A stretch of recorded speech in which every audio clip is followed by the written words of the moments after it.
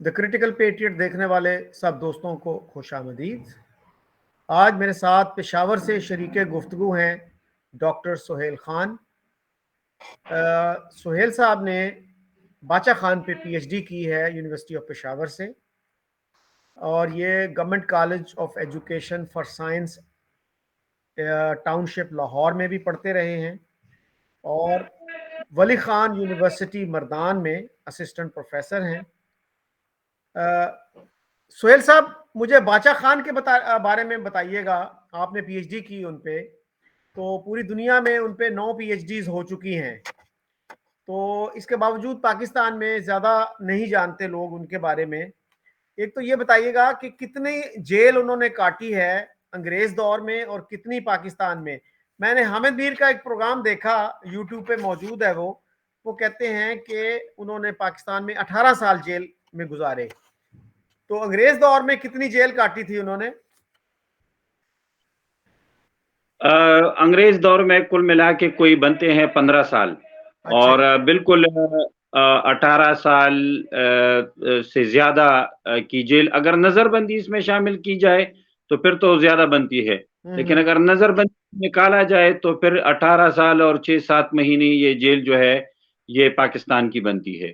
اور بالکل باچا خان جو ہے وہ دنیا کے لیے، باقی دنیا کے لیے تو ان کی تحریک اور وہ ان کے ساتھی، ان کے جو سختیاں جھیلنے والے ساتھی تھے، وہ تو بالکل موضوع ہے، تحقیق کا بھی موضوع ہے، اور اس کو موجودہ زمانے میں اپنے مسائل حل کرنے کے لیے ریلیونٹ بھی تصور کیا جاتا ہے۔ تاہم بدقسمتی سے پاکستان میں ایسا نہیں ہے، اور پاکستان میں اس پہ بہت کم۔ یہ تو جب 2000 کے بعد یہ U G C university grants commission کے بعد یہ جو ایچ ای سی بنی ہے، تو تب تھوڑی بہت راستے کھلے ہیں تحقیق کے اس پہ، اور یہی وجہ ہے کہ 4-5 جو ہے اس میں پی ایچ ڈی پاکستان میں بھی ہوئی ہیں، لیکن 5 پی ایچ ڈی جو ہیں وہ آکسفورڈ سے، کیمبرج سے، اور سویڈن سے اور امریکہ سے ہوئی ہے۔ تو اس طرح 9 پی ایچ ڈی اب تک ہو چکی ہیں ان پہ۔ 144 مختلف لوگوں نے مختلف ممالک سے ان پہ کتابیں لکھی ہیں، جن میں عربی زبان سے لے کر ترکی زبان تک کی کتابیں ان پہ شامل ہیں جو ان پہ لکھی گئی ہیں۔ اس طرح کوئی ملا کے تو 6 ایم فل ان پہ ہو چکے ہیں، ایم فل سارے پاکستان میں ہو چکے ہیں۔ اس طرح 4 ڈاکومنٹریز ان پہ بن چکی ہیں، جس میں 3 انڈیا میں اور 1 کینیڈا میں، اور جو کینیڈا کی ڈاکومنٹری تھی وہ ایوارڈ بھی لے چکی ہے، جو فلم میلہ تھا اس میں ایوارڈ بھی لے چکی تھے۔ تو اس طرح کر کے باچا خان بہت ریلیونٹ ہے دنیا کے لیے، ان کو پڑھایا جاتا ہے، ہندوستان میں نصاب کا حصہ ہے، جرمنی میں وہ نصاب کا حصہ ہے۔ اس طرح بہت جو ممالک ہیں سیولائز، وہاں ان پہ کام ہو رہا ہے، اکیڈیمک کام بھی ہو رہا ہے، سیمینار بھی ہو رہے ہیں، کانفرنسز بھی ہو رہے ہیں۔ ہر سال جو ہے اس میں جو لندن اسکول آف اکنامکس ہیں وہاں پہ مکلیکا بنرجی جو خود پی ایچ ڈی کر چکی ہے باچا خان پہ، تو وہ ہر سال باچا خان لیکچر کا انعقاد کرتی ہے لندن میں۔ تو اس طرح اکیڈیمک کام بہت سارا ہوتا ہے باقی دنیا میں۔ بدقسمتی سے یہاں پہ یا تو کم ہے یا جو ہے وہ نہیں کرنے دیا جا رہا، رکاوٹیں ڈالی جاتی ہیں اس پہ اگر آپ کام کرتے ہیں، ان کو جس طرح مخصوص ان کو کیا جاتا ہے کہ بھئی یہ تو غدار تھے، اس طرح اس پہ جو کام کر رہے ہیں وہ بھی غدار ہیں، تو یہاں پہ معاملہ دوسرا ہے۔ اچھا، اس پہ حامد میر نے اس لیکچر میں، وہ اے این پی نے ہی ایک فنکشن آرگنائز کیا تھا جس میں انہوں نے تقریر کی، انہوں نے کہا کہ دو ملاقاتیں ہوئی تھیں باچا خان کی جناح صاحب سے، اور انہوں نے حلف بھی اٹھایا تھا پاکستان کی پہلی کانسٹیٹیوئنٹ اسمبلی کے ممبر کی حیثیت سے۔ تو یہ حلف کب اٹھایا تھا انہوں نے، آپ کے علم میں ہے؟ اور کیسی رہی تھی یہ ملاقاتیں؟ یہ جو پہلی کانسٹیٹیوشن اسمبلی تھی، اس کا اجلاس جو تھا یہ انہوں نے 1947 میں نہیں بلایا تھا، یہ 48 میں بلایا تھا. تب باچا خان جیل میں تھے اور یہ پنڈی جیل میں تھے، اور پنڈی سے ان کو کراچی بلایا گیا، اجلاس کے لیے یہ گئے تھے. یہ اندازہ لگائیں کہ وہ پاکستان کی قانون ساز اسمبلی کا پہلا اجلاس تھا، اور اس پہلے اجلاس میں جیل سے باچا خان کو لے کے گئے تھے وہاں پہ کراچی میں. تو یہ 1948 میں، فروری 1948 میں ہوا تھا. اور یہ اسی اجلاس کے بعد باچا خان جناح صاحب نے خواہش ظاہر کی باچا خان سے ملنے کی. تو اس میں باچا خان نے شرط لگائی تھی کہ میں ملوں گا لیکن تب جب ہم 1 on 1 ملیں گے. تو وہ جناح صاحب نے منظور کر لی اور بات، اور پھر باچا خان اور جناح صاحب کی 1 on 1 ملاقات ہوئی. اس ملاقات میں جناح صاحب کو محسوس ہوا کہ جو ان کے نظریات تھے یا ان کے جو عقائد تھے باچا خان کے بارے میں، یا ان کو جو بتایا گیا تھا، وہ سب جو تھا وہ مفروضوں پر بات کی. یہ تو ایسے نہیں ہے. ملاقات کے بعد ان کی بڑی خواہش شدید پیدا ہوئی کہ بھائی یہ جو آپ ہمارے ساتھ آئیں، حکومت میں شمولیت اختیار کریں. باچا خان نے گڈ ول کے طور پہ ان کو اپنے مرکز صدریاب میں جو واقع ہے پشاور اور چرتدہ کے بیچ میں ایک علاقہ ہے، وہاں ان کو دعوت دی آنے کی. اور باچا خان نے جناح صاحب کو یہ کہا کہ یہ میں فرد واحد ہوں، میں یہ فیصلہ نہیں کر سکتا کہ میں آپ کے ساتھ حکومت میں شامل ہو جاؤں. یہ تو ہماری جو صوبائی جرگہ ہوتا ہے، جس طرح کہ آج کل صوبائی کونسل ہے، اس وقت صوبائی جرگہ تھا. تو صوبائی جرگے میں آپ کو بلاؤں گا، وہاں آپ آ جائیں، ہمارے خودی خدمتگاروں کو سمجھا دیں.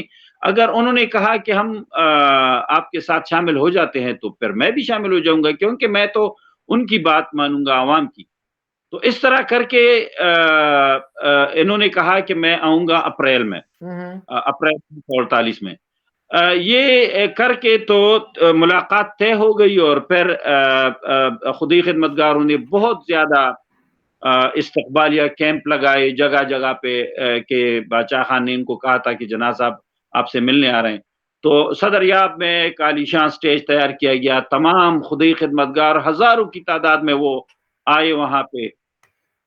اچھا، اس کی بیچ میں جب یہ طے ہو گیا ملاقات، اور باچا خان نے جو خدشہ ظاہر کیا تھا کہ 1 on 1 ملاقات ہو، تو اس کی وجہ یہ تھی کہ باچا خان جانتے تھے کہ ان کو دوبارہ ورغلایا جا سکتا ہے جناح صاحب کو. اور وہی ہوا جب یہ میرے پاس، میں نے اس تاریخی چارسدہ میں میں نے ڈاکومنٹیشن کی ہے، مجھے کچھ خطوط ملے ہیں، اور ان خطوط میں یہ ہے کہ لیاقت علی خان نے اور قیوم خان نے دونوں مل کر انہوں نے ایک سازش تیار کی، اور ان کو کہا، اور بقول ان کے الفاظ کیا تھے لیاقت علی خان کے، کہ اگر یہ دونوں بابے مل گئے تو ہمارا کیا ہوگا اس ملک میں. تو لہٰذا اس ملاقات کو سبوتاج کیا جائے.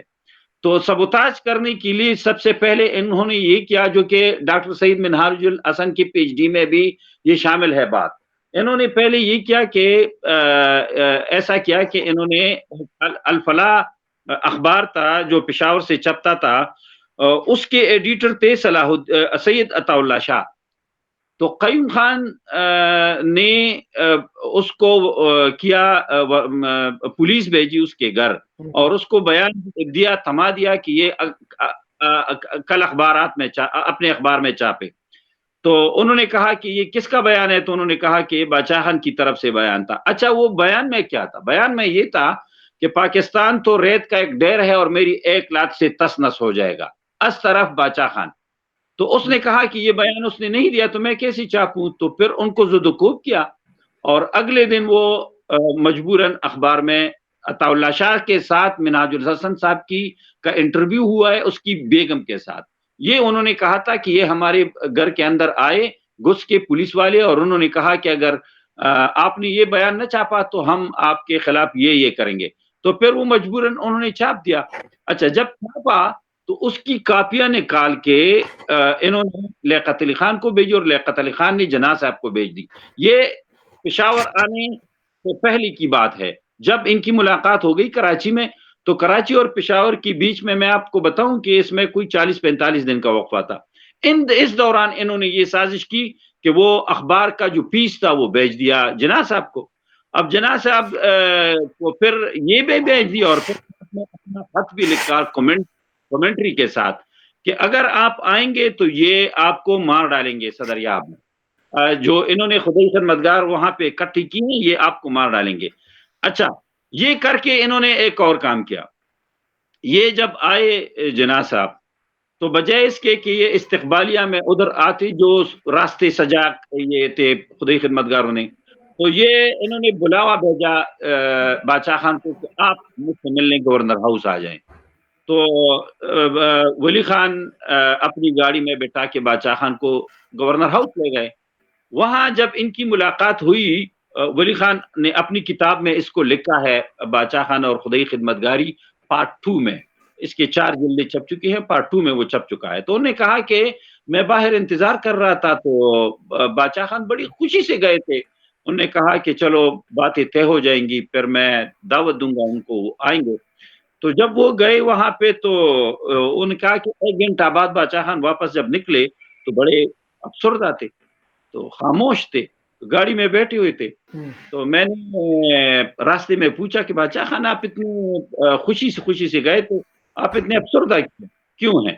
تو انہوں نے کہا کہ باچا خان نے مجھے کہا کہ جناح صاحب تو تمام اپنے جو وعدے تھے اس سے مکر گئے، اور انہوں نے تو مجھے کہا کہ اگر آپ مسلم لیگ میں شامل ہوتے ہو تو میں آپ کے ساتھ بات کرنے کو تیار ہوں، ورنہ آپ نے تو مجھے، اگر میں صدر یاب آتا ہوں تو آپ مجھے مار ڈالیں گے۔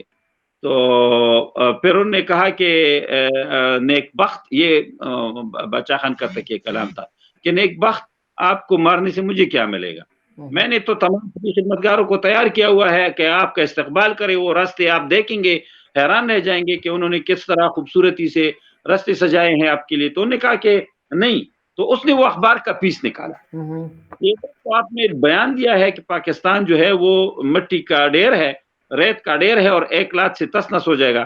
تو اس نے کہا کہ جس کی اخبار میں چھپا ہے اس سے یہ پوچھو کہ یہ کس کے بہاف پہ چھپا ہے، یا میں نے اگر بیان دیا ہے تو ایک اخبار میں کیوں چھپا ہے، وہ دوسروں میں کیوں نہیں چھپا۔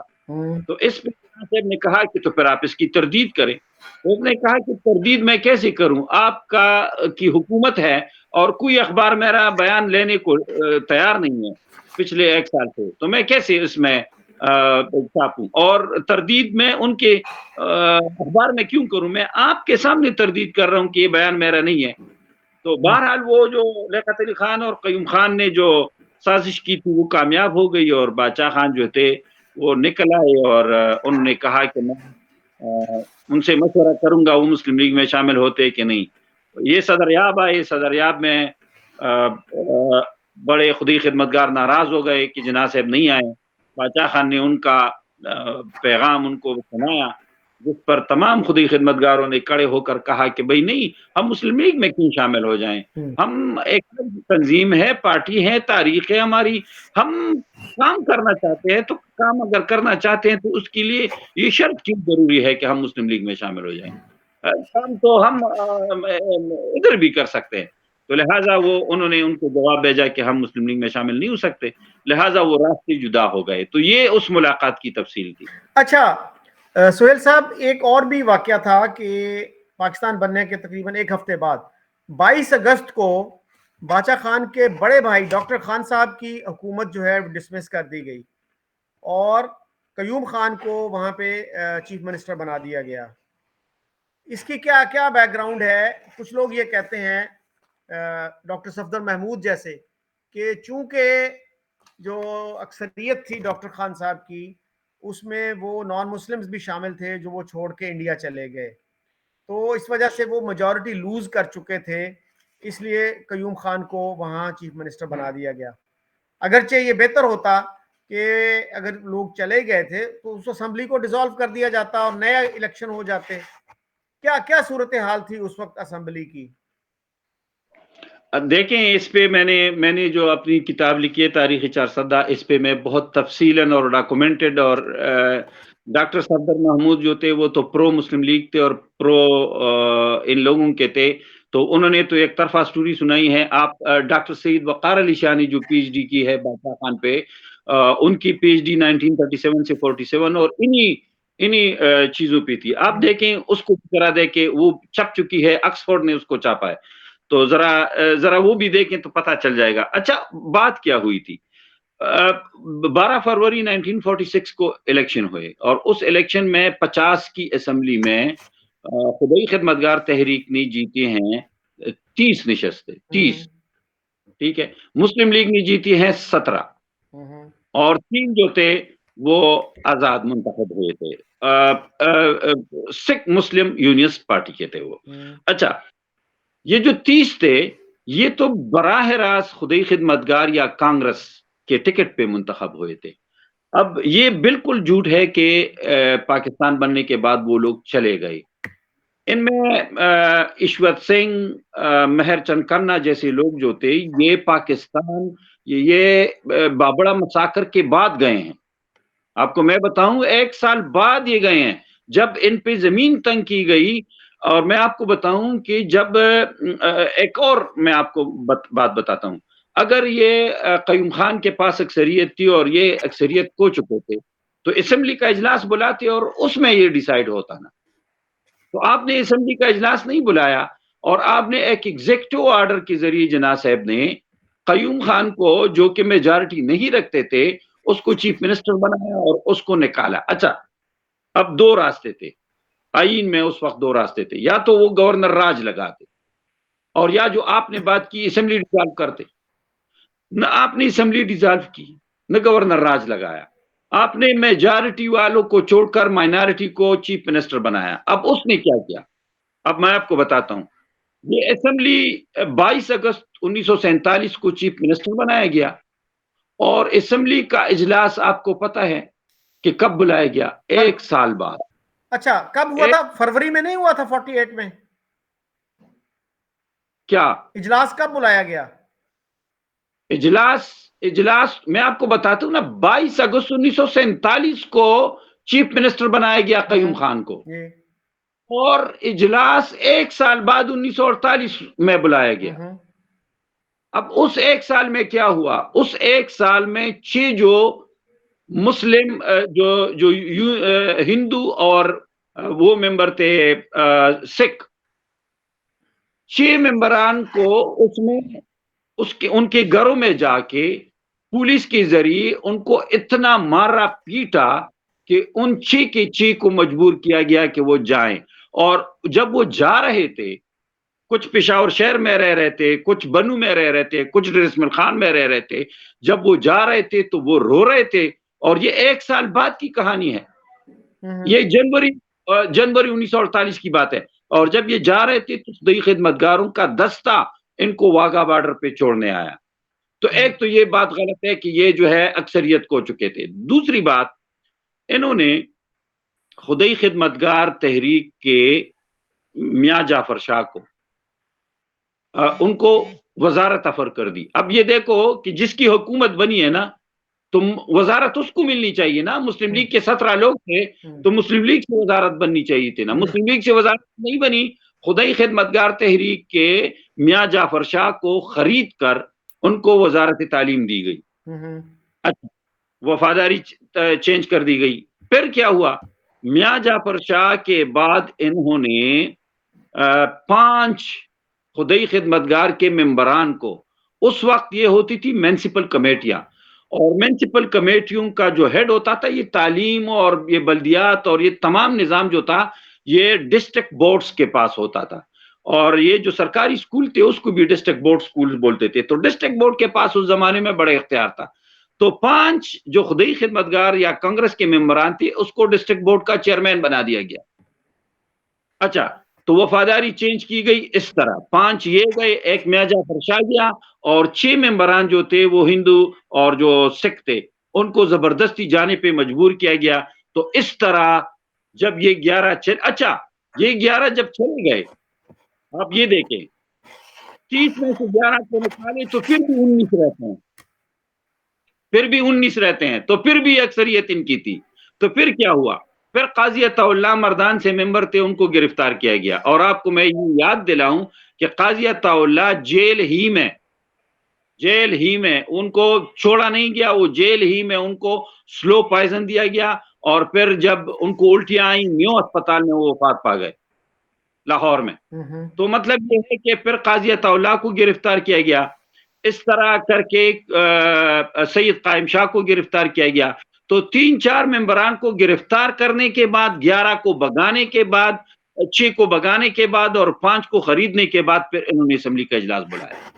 تو مجھے تو افسوس ہوتا ہے کہ ڈاکٹر صفدر محمود صاحب نے یہ کیوں نہیں دیکھا کہ جب آپ کے پاس اکثریت تھی, یہ اکثریت کھو چکے تھے, تو آپ اسمبلی کا اجلاس بلاتے, اس میں اپنی اکثریت شو کرتے, اور شو کرنے کے بعد پھر آپ کہتے کہ یہ بندہ وزیر اعلیٰ بننے کے قابل نہیں ہے. اور میں آپ کو بتاؤں, یہ حکومت, یہ پاکستان بنا تھا لا الہ کے نام پہ, یہ بنا تھا مساوات, اخوت اور بھائی چارے کے نام پہ, اور اس اخوت, بھائی چارے اور جو لا الہ تھا اس کے نام پہ حاصل کیا گیا ملک جو تھا وہ 14 اگست 1947 کو بنا تھا, اور 22 اگست کو اس تمام کی دجیاں بھی کہی گئی, صرف 6-8 دن میں. تو یہ اسمبلی کا اجلاس میرا خیال ہے فروری 48 میں بلایا گیا تھا, ایم آئی رائٹ؟ جی, فروری 48 میں بلایا گیا, 1 سال بعد. ہاں.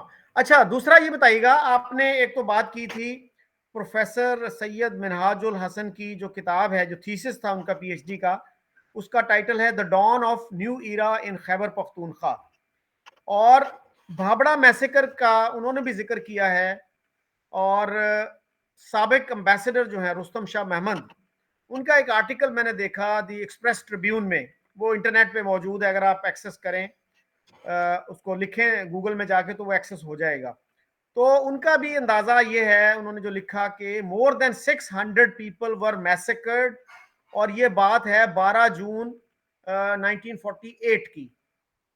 تو 12 اگست 12 جون نہیں تھا, نہیں 12 اگست 12 اگست, ٹھیک ہے, یس اگست. تو آپ کے پاس کیا تفصیل ہے اس واقعے کی, بھابڑا میسیکر کی, کیونکہ پاکستانی جو ٹیکسٹ بکس ہیں, ایون ہسٹری بکس بھی, ان میں کہیں اس کا ذکر نہیں ملتا.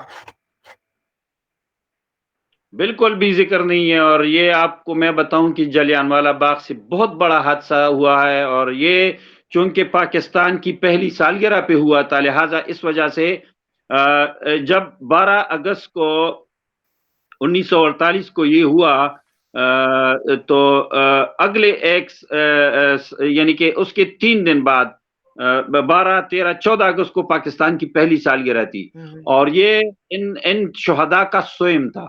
تو یہ لوگ, یہ مسلم لیگی اور اس طرح کے لوگ جاتے تھے اور ڈول لے کے ان شہداء کے گھروں کے سامنے یہ ڈول پیٹتے تھے. تو اس طرح کیا استقبال کیا انہوں نے ان شہداء کا.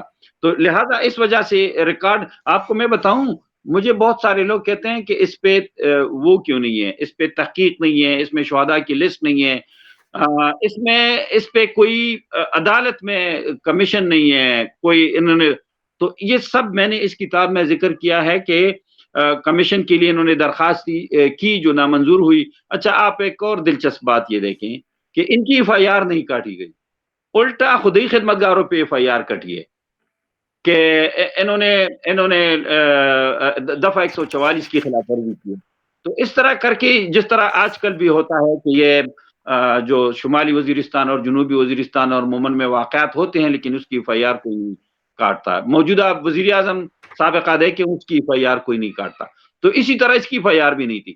اور دوسری بات یہ ہے کہ تاریخ میں یہ اس کا بالکل بھی ذکر نہیں ہے, اور ذکر اس لیے نہیں ہے کہ اسٹیٹ ثابت کرنا چاہتی ہے کہ ایسا نہیں ہوا تھا یا اس میں اتنے لوگ شہید نہیں ہوئے تھے.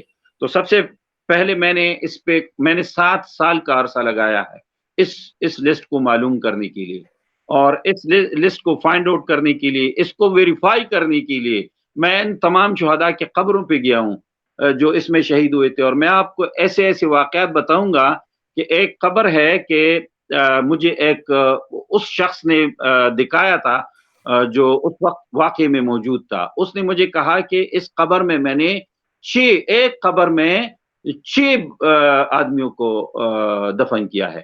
تو میں نے کہا کہ یہ کیوں کیا ہے؟ اس پہ اس نے خاص نشان لگائے تھے, کہتے ہیں کہ یہ اس لیے کیا ہے کہ یہ جرمانہ لیتے تھے کہ جو فوت ہوا ہے اس سے 50 روپے جرمانہ لیتے تھے, جو زخمی ہوا ہے اس سے 100 روپے لیتے تھے جرمانہ. تو کہتے ہیں کہ جرمانہ ہمارے پاس اس وقت 50 روپے نہیں تھے, تو ہم نے 5-5, 6 بندوں کو ایک قبر میں دفن کیا. وہ سب خبریں بھی میں نے معلوم کی, میں نے اس کتاب میں سب کا ذکر بھی کیا, میں نے لسٹ بھی اس میں ڈالی ہوئی ہے جو کہ ویریفائڈ لسٹ ہے. تو یہ جو ہے یہ پاکستان کی تاریخ کی کتابوں میں کہاں اس کا ذکر ملتا ہے. میں تو جب اس حادثے پہ سیمینار کرتا ہوں, کانفرنس کرتا ہوں, تو آگے وہ جو منتظمین ہیں ان کو تنبیہ کی جاتی ہے کہ آئندہ اس کو نہ بلائیں. تو میں تو جس پروگرام میں جاتا ہوں مجھے ایک مرتبہ بلاتے ہیں, دوسری مرتبہ مجھے کوئی نہیں بلاتا, اس وجہ سے کہ وہاں پہ میں یہ ریسرچ اپنی جو میں نے کی ہوئی ہے یہ میں بتاتا ہوں, دکھاتا ہوں لوگوں کو. تو آج مشکلات ہے, تو تاریخ کی کیا بات کرتے ہیں, تاریخ میں تو یہ ہے نہیں واقعہ. اور اگر آپ دلیل کے ساتھ اور کسی جگہ مثلا پاکستان اسٹڈی سینٹر میں یا اس جگہ پہ اگر آپ دلیل کے ساتھ اور تحقیق کے ساتھ بات کرنا چاہو بھی تو وہ اتنا نگیٹ کرتے ہیں, اس کو ارریلیونٹ کر دیتے ہیں کہ یہ بس مردہ جو ہے نا مت گانے, یہ بہت واقع اس پہ حالات ٹائم گزر چکا ہے, یہ ہے وہ ہے, آگے جائیں. تو ہم ان کو کہتے ہیں کہ تاریخ سے اگر ہم سیکھیں گے نہیں تو آگے کیسے جائیں گے. تاریخ تو جب ہے. جی سہیل صاحب, میں نے ویکیپیڈیا پہ یہ دیکھا ہے کہ حسین شہید سہروردی جو بعد میں جی پاکستان کے پرائم منسٹر بھی بنے اور پاکستان کے اب وہ ایک اوتھینٹک ہیرو بھی ہیں, وہ چیف منسٹر بھی تھے بنگال کے, یونائٹڈ بنگال کے. تو اب تو اسلام آباد میں ایک بڑی اہم سڑک ان کے نام پہ ہے. تو انہوں نے 1950 میں اکارڈنگ ٹو ویکیپیڈیا یہ کہا تھا کہ جلیانوالہ باغ سے بھی یہ بڑا سانحہ ہے, it has surpassed the tragedy of Jallianwala Bagh. تو یہ کیا مستند اسٹیٹمنٹ ہے یا ویکیپیڈیا میں ایسے ہی کسی نے ڈال دی؟ یہ بالکل مستند ہے اور اس کا میں نے کتاب میں حوالہ بھی دیا ہے, اور اگر آپ کہیں گے تو میں یہ اخبار میں چھپ چکا ہے. جی یہ اس 1950 کے اخبار میں چھپ چکا ہے, میں نے ادھر سے لیا ہے یہ. ہاں جی, تو یہ بالکل اتھینٹک بیان ہے شہید حسین سہروردی کا. اچھا, دوسرا یہ بتائیے گا کہ ایک ریفرینڈم بھی ہوا تھا, تو خدائی خدمت گاروں نے کیا یہ دیکھ کر کہ بھئی ہمیں شکست ہو جائے گی تو اس ریفرینڈم کا بائیکاٹ کر دیا تھا, وہ کیا حقیقت ہے اس کی؟ بالکل جی, یہ ریفرینڈم ہوا تھا اور اس ریفرینڈم میں فیصلہ یہ ہوا کہ دو باتیں تھیں, آپ پاکستان میں شامل ہونا چاہتے ہیں, آپ ہندوستان میں. آپ مجھے یہ بتائیں, خدای خدمت گاروں کا اجلاس منعقد ہوا اور اس میں یہ فیصلہ ہوا کہ ایک بات جو ہے ہندوستان کی وہ غیر فطری اس لیے ہے کہ کس طرح بیچ میں اتنا علاقہ ہے اور وہ کر کے تو وہ ہندوستان کے ساتھ شامل ہو جائے. تو خدای خدمت گار کا مطالبہ یہ تھا کہ آپ اس میں ایک تیسرا سوال بھی ڈالیں, اور وہ یہ ڈالیں کیا آپ پختون اس صوبے میں آزاد حیثیت سے رہنا چاہتے ہیں. تو اگر یہ سوال ڈالا جاتا ہے تو ہم ریفرنڈم لڑیں گے, اگر نہیں ڈالا جاتا تو پھر تو قدرتی بات ہے, ہمارے پاس فطرتی چائے کوئی اور ہے نہیں ماں سوائے پاکستان کے. وہ انہوں نے ڈالا نہیں, وہ تیسرا مطالبہ انہوں نے ڈالا نہیں, اس لیے انہوں نے اس پہ وہ نہیں کیا, بائیکاٹ کر دیا. بائیکاٹ کرنے کی ایک اور بھی وجہ تھی, اور وہ یہ تھی کہ چونکہ باچا خان اور خدای خدمت گار عدم تشدد کے لوگ تھے, اور وہ باچا خان ہر وقت یہ کہتا تھا کہ انہوں نے کانگریس تو جنگ عظیم دوم میں پسل گیا اور انہوں نے بندوق اٹھائی ان کے لیے جو تھے انگریز کے لیے. میں نے تو انگریز کے لیے کبھی بندوق نہیں اٹھائی. اب اگر میں کرتا ہوں ریفرنڈم میں حصہ لیتا ہوں تو تشدد جو ہے وہ گلی گلی تک پہنچ جائے گا. تو لہٰذا وہ تو عدم تشدد کے فلسفے پہ یقین رکھنے والے تھے, لہٰذا انہوں نے بائیکاٹ میں ہی وہ سمجھا کہ بھئی فائدہ اس میں ہے کہ بائیکاٹ کرے, کیونکہ جو ہمارا مطالبہ ہے وہ مانا نہیں گیا. اگر ہم کریں گے تو تشدد کے ذریعے ہمیں سپریس کریں گے, تو وہ خون بہانا نہیں چاہتے تھے, اس لیے انہوں نے بائیکاٹ کیا. اچھا ڈاکٹر صاحب, آپ کے علم میں ہے کہ چند دن پہلے خواجہ آصف جو ڈیفنس منسٹر ہیں اس وقت پاکستان کے, وہ غالباً حامد میر کے پروگرام میں تھے, وہ یہ کہہ رہے تھے کہ بھابڑا میں 650 لوگ مارے گئے تھے. آپ کی تحقیق کیا کہتی ہے؟ 612 611 اس طرح کے قریب ہے. اوکے, اچھا ایک یہ بتائیے گا کہ چیف منسٹر جو تھے قیوم خان، جن کو ڈاکٹر خان صاحب کی جگہ چیف منسٹر بنایا گیا، بلکہ کچھ لوگ یہ کہیں گے امپوز کیا گیا، وہ تو خود جو تھے جناح صاحب کے مسلم لیگ کے اور ٹو نیشن تھیوری کے خلاف تھے، اور انہوں نے ایک کتاب بھی لکھی تھی gold and guns on the Pathan frontier, اور یہ 1945 میں 1945 میں ممبئی سے، جس کا اس وقت نام بامبے تھا، وہاں سے پبلش ہوئی. تو وہ اتنے مخالف تھے جناح صاحب کے اور ان سب چیزوں کے، پھر وہ کیسے اچانک جو ہے مسلم لیگ میں شامل ہو گئے، پھر ان کو چیف منسٹر بنا دیا گیا، اور انہوں نے خود ہی اس کتاب پہ بین لگا دیا. وہ شاید تاریخ کے پہلے شخص ہیں جنہوں نے اپنی ہی کتاب کو بین کیا. تو کیسے آدمی تھے یہ خان قیوم خان جو ہیں؟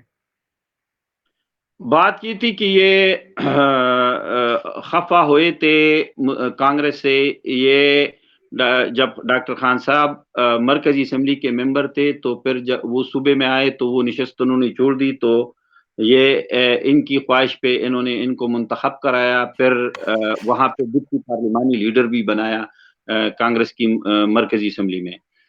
جب 1946 کے یا 45 کے اینڈ میں جو مرکزی اسمبلی کے انتخابات ہو رہے تھے، یہ اس کی ٹکٹ پہ ناراض ہوئے، کیونکہ ٹکٹ جو تھا وہ فیصلہ یہ ہوا کہ باچا خان کے بیٹے غنی خان کو ملے گا. اور باچا خان نے اپنی کتاب میں اس کی وضاحت بھی دی ہے کہ غنی خان کو اسمبلی بھیجنے کا میرا مقصد تھا. انہوں نے کیا کیا کہ انہوں نے ان کو جو چند لوگ تھے جس کا میں نے پہلے بھی نام لیا، جس میں لیاقت علی خان بھی شامل تھے، انہوں نے ان کو ورغلایا اور ان کو کہا کہ اگر آپ یہاں سے پختون بیچتے ہو، ہم آپ کو وزیر اعلیٰ بنائیں گے، آپ پختون کو تیار کر کے کشمیر میں جہاد کرو، کشمیر آزاد کریں گے. یہ تو بذات خود کشمیری تھا، تو آپ کو پھر کشمیر کا چیف منسٹر بنائیں گے. تو اس وجہ سے یہ یہاں سے گیا، اور اس وجہ سے اتنے مظالم انہوں نے ڈالے. نہ ان کو کشمیر ملا، نہ ان کو یہاں پہ عزت ملی. آپ دیکھ رہے ہیں کہ دنیا جو ہے وہ باچا خان پہ کتنا کام ہو رہا ہے، قیوم خان کو کوئی جانتا بھی نہیں ہے. تو یہ اس لالچ میں آ گئے تھے کہ ان کو یہ بتایا گیا تھا کہ آپ کو چیف منسٹر بنائیں گے کشمیر کا. اور آخری عمر میں تو یہ بھٹو کے انٹیریئر منسٹر بن گئے تھے. جی، لیکن پھر انہوں نے نکالا بھی تھا. اچھا ڈاکٹر صاحب، پیر صاحب مانکی شریف، ان کا کیا رول تھا؟ وہ بھی پھر قیوم خان سے ناراض ہو گئے تھے. ان کے بارے میں کہا جاتا ہے کہ جناح صاحب نے ان کو خط لکھا تھا اور یہ یقین دہانی کرائی تھی کہ پاکستان کا جو نظام ہے وہ شریعہ پہ بیسڈ ہوگا. تو پیر صاحب مانکی شریف کا پھر بعد میں کیا خیال تھا؟ Was he disillusioned, was he disappointed? وہ بہت مایوس تھے. وہ مایوس اس لیے تھے کہ ان کو یہ جب پاکستان بالخصوص ریفرنڈم اور ریفرنڈم سے پہلے یہ جب جلسے کرتے تھے علاقے میں، تو لوگوں کو کہتے تھے کہ پاکستان بنے گا اور اس میں لا الہ ہوگی اور اس میں مساوات ہوگا، اخوت ہوگی، بھائی چارہ ہوگا، اسلام ہوگا، شریعت ہوگی. پاکستان جب بنا تو اس میں تو یہ چیزیں بالکل تھی ہی نہیں. تو پھر لوگ ان کو تانے دیتے تھے، اور وہاں کے لوکل جو شاعر تھے وہ اپنی نظموں میں اور شاعری میں اس کو برا بلا کہتے تھے. یہ ایک نہیں تھا، یہ ایک بنو کا بھی دمساز نام تھا، ایک وہ بھی تھا. یہ دونوں پھر جو تھے یہ مایوس ہو گئے، اور پھر مایوسی کے بعد انہوں نے جناح صاحب کو خط بھی لکھے، اور پھر مایوسی کے بعد انہوں نے مسلم لیگ سے راہ بھی علیحدہ کی، اور پھر یہ کٹر دشمن بن گیا ان کے حرکات کی وجہ سے قیوم خان کا بھی. اور انہوں نے لکھا، خطوط میں لکھا، جناح صاحب کو خطوط میں لکھا. یہ جناح پیپرز میں ان کے خطوط شامل بھی ہیں، میرا خیال ہے والیوم 27 میں، کہ بھائی انہوں نے یہ جو آپ نے بندہ بٹھایا ہوا ہے، انہوں نے اتنا ظلم کا بازار گرم کیا ہوا ہے، یہ تو دشمنوں کو بھی نہیں چھوڑتا، اپنے دوستوں کو بھی نہیں چھوڑتا، اپنے پارٹی کے لوگوں کو بھی نہیں چھوڑتا. تو یہ جب 1952 کے انتخابات آ رہے تھے، اس کے لیے انہوں نے پیر مانکی اور زکوڑی شریف اور اس طرح کے لوگوں کو ڈسکوالیفائی کیا تھا. سمین جان خان جیسے لوگ جو کہ ان کے کٹر مسلم لیگی تھے، ان کو ڈسکوالیفائی کیا تھا قیوم خان نے. تو لہٰذا اس بات پہ یہ ایک دوسرے کے مخالف بن گئے، اور پھر آخر تک مخالف تھے. اچھا، ڈاکٹر صفدر محمود کی ایک کتاب ہے جو غالباً ان کا پی ایچ ڈی کا تھیسس تھا، مسلم لیگ کا دور حکومت. اس میں مجھے بڑی حیرت ہوئی کہ دو بڑے ایونٹس جو تھے وہ بالکل omit کر دیے گئے. ایک تو بھابڑا میسیکر تھا اور دوسرا جو ہے وہ جوگندر ناتھ منڈل کا ریزگنیشن تھا, کیونکہ جوگندر ناتھ منڈل نے اپنے ریزگنیشن میں جو 1950 میں انہوں نے دیا, انہوں نے یہ لکھا تھا کہ 10,000 ہندو جو ہیں وہ ایسٹ پاکستان میں مارے گئے اور میں منسٹر ہوتے ہوئے بھی کچھ نہ کر سکا. تو انہوں نے کہا اب ہندوؤں کا جو فیوچر ہے پاکستان میں وہ بہت ڈارک ہے. یہ بالکل صحیح ہے, یہ بالکل صحیح آپ نے کہا کہ یہ انہوں نے بالکل یہ تاریخ سے نکالا ہے. وہ جنگ اخبار میں کالم لکھا کرتے تھے ڈاکٹر صفدر محمود صاحب. تو اس زمانے میں ولی خان بابا نے ان کے کچھ جوابات بھی لکھے تھے ان کو اسی میں. تو اس کو ان کالمز کو ملا کے تو ایک فاروق قریشی صاحب تھے لاہور کے, تو انہوں نے ایک کتاب لکھی ہے ولی خان اور قرارداد پاکستان, جو چھپ چکی ہے, اور اس میں یہ تمام آرٹیکل اس میں ہاں جی سہیل صاحب, فاروق قریشی صاحب کو میں جانتا تھا. میں جب وہاں لاہور میں پڑھتا تھا تو میری کئی دفعہ ان سے ملاقات ہوئی. وہ کارپیٹ کا بزنس کرتے تھے اور مال روڈ پہ ان کی دکان تھی.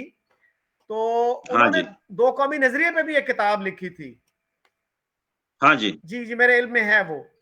تو دوسرا یہ بتائیے گا, if we change gears for a minute or two, کہ آپ کی یونیورسٹی میں جو ولی خان یونیورسٹی کہلواتی ہے, وہاں پہ مشال خان کا قتل ہوا, بہت ہی بہیمانہ قتل ہوا. تو اس کی کیا وجہ تھی کہ دنیا کی شاید یہ واحد مثال ہے کہ یونیورسٹیاں جو ہیں وہ تو قلعے ہوتے ہیں آزادی اظہار کے, جن کو انگلش میں کہتے ہیں کہ بیسٹنز آف فری سپیچ. تو یہ یونیورسٹی میں اتنا بہیمانہ قتل ہوا اور کسی ایک آدمی نے چھپ کے گولی نہیں چلائی, ایک مجمع نے قتل کیا ان کو, ایک کراؤڈ نے قتل کیا. تو کیا تھا, کیا ہوا تھا؟ سر ایسا ہے کہ میں نے اس پہ ایک کالم لکھا تھا فلسفے کا قتل کے نام سے. تو وہ میں اپنے فیس بک آئی ڈی پہ میں نے دیا ٹائم لائن پہ, تو وہ ویلاگز والے بھی اٹھا لیتے ہیں, کچھ چینلز والی بھی اٹھا لیتے ہیں. تو 2 گھنٹے بعد مجھے اپنی یونیورسٹی سے فون آیا کہ آپ اس کو ڈیلیٹ کر دیں. تو اس سے آپ اندازہ لگائیں کہ میں اس آپ کے سوال کا کیا جواب دوں گا. مجھے تو لکھنے کی, تحریر کرنے کی اجازت نہیں ہے اس پہ. تو میں نے مجبوراً وہ چونکہ آرڈر تھا بائی دی اتھارٹی, تو میں نے ڈیلیٹ کر دیا. تو پھر کیا مشال خان کا جنازہ پڑھانے سے بھی کچھ مولویوں نے انکار کیا تھا؟ کتنے لوگ تھے ان کے جنازے میں؟ اعلانات ہوئے تھے مسجدوں میں, اعلانات ہوئے تھے کہ اس کا جنازہ نہ پڑھائیں. پھر کچھ خدائی خدمتگاروں کے بچے, نواسے نواسیاں وہ اکٹھی ہوئی اور انہوں نے جنازہ ارینج کیا, اور اس میں سیکیورٹی بھی ارینج کی, اور اس میں تمام ہر قسم کی چیزیں ارینج کی. تو سہیل صاحب کوئی فائنل تھاٹس ہوں تو بتائیے گا کہ ہمارے ہاں جس طرح ہسٹری پڑھائی جاتی ہے تو اس میں کیا کیا خرابیاں ہیں آپ کو نظر آتی ہیں؟ خرابیاں تو بہت ہے اس میں, خامیاں اتنی زیادہ ہیں, خوبی کوئی نہیں ہے. بس تاریخ جو میں تاریخ کے اس کا نصاب کا حصہ رہا ہوں 2006 کا, اس سے پہلے بھی. تو یہ بنا بنایا کوار سے تاریخ ہے, وہاں سے آتا ہے, وہاں سے آپ کو کہا جاتا ہے کہ یہ کریں, آگے اجازت نہیں ہے. تو آپ کی جو کتاب ہے یہ تاریخ 4 اس کو آپ انگلش میں بھی پبلش کرنے کا ارادہ رکھتے ہیں؟ میرے پاس تو چونکہ آگے پروجیکٹ بہت ہیں, اگر کوئی میرے شاگرد کوشش کر لیں گے اور اس کو ٹرانسلیٹ کر لیں گے تو بھلا ہوگا, لیکن میرے پاس اس وقت اور کام ہے, لہٰذا میرے پاس وقت نہیں ہوگا. اگر لوگ کریں گے انشاءاللہ اس کو, ایک پشتو میں تو ایک بندہ لگا ہوا ہے اس کو ٹرانسلیٹ کر رہا ہے, یہ اردو میں ہے. تو آگے اگر انگریزی میں بھی ہوا تو یہ مزہ آ جائے گا.